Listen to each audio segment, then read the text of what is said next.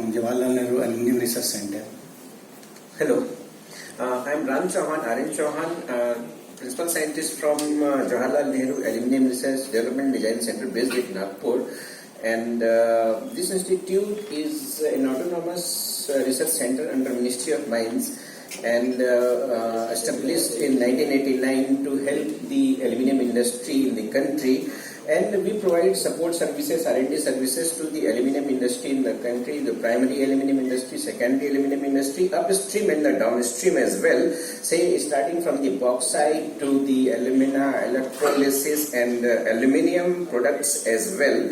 So, and the ancillary activities related to the aluminium industry, say whether it is energy or environment. In the bauxite side, we have developed the data bank for the bauxite deposits in the country, the whole country. This data bank is slightly different from the GSI data bank, like we just don't have the deposit quality or the characteristic, but we have the technological characteristics. If somebody is going to use that bauxite, what are the parameters required to extract alumina out of it?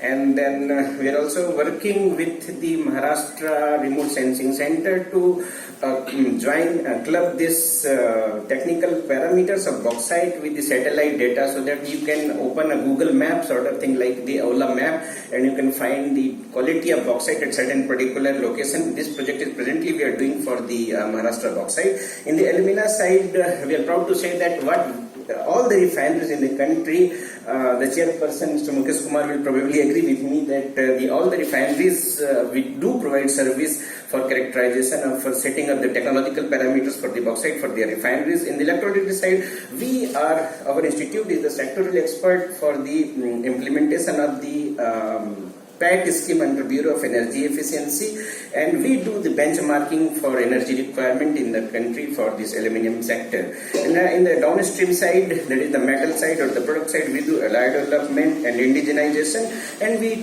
help the plant to sort out their issues.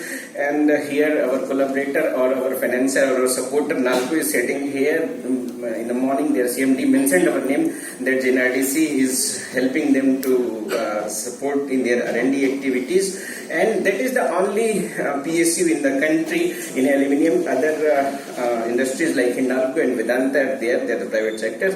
So highlight of some of our work, I would like to say that in the bauxite sector, bauxite department, we are indigenizing one particular product that is known as propent. If the oil industries and exploration industries, then probably they will know that what is this propent. And then in the alumina side, we are trying to indigenize one product that is 4N alumina, 99.99% high purity alumina, with support of DST. Specifically for the LED lights. In the electrolysis side or the smelter side, we are assisting the industry in implementing their 4.0 targets. When some of the products or some of the techniques developed for the industry are already in the implementation, like we have developed the equipment or indigenized the equipment for the bath parameter analysis. Earlier, this bath parameter electrolytic bath analysis used to take 3 days for one particular pot or the cell. Now the same parameter or the same analysis we can get in 7 minutes instantly. And then again online anode butt parameter measurement system we have developed, that is already implementation at Nagpur. And in metal side, some of our work that we were associated with the DRDO's indigenization project for various grades of aluminium alloys. This was a multi-lab consortium, and we were part of it, where some of the parts of the alloys used in BrahMos alloys were indigenized in the country. And then high-speed alloys, which was designed and trialed at JNARD&D, is being produced by Nalco, and we are also part of BSI in standardization of their some of the products, aluminium products of course. And then we have set in the country the aluminium extrusion facility, that is kind of a unique facility, so that people can take trials of their materials, their billets, and it is a 14 meganewton press. And our previous session was on the power sector, where Power Grid mentioned that they are working on the high temperature low sag conductor. This high temperature low sag conductor takes aluminium as conductor material, and the heat treatment time for particular grade of conductor is as high as week time, you can say 140 hours. And we have attempted to reduce the heat treatment time. In our process, one can produce the material in 36 to 40 hours. And we are also assisting the aerospace industry in establishing their heat treatment time. So these are some of our activities or achievement, you can say. And coming to the collaboration side, as we all know that we are the fund seekers from the industry, or we are collaborating with the industry or the academic institute.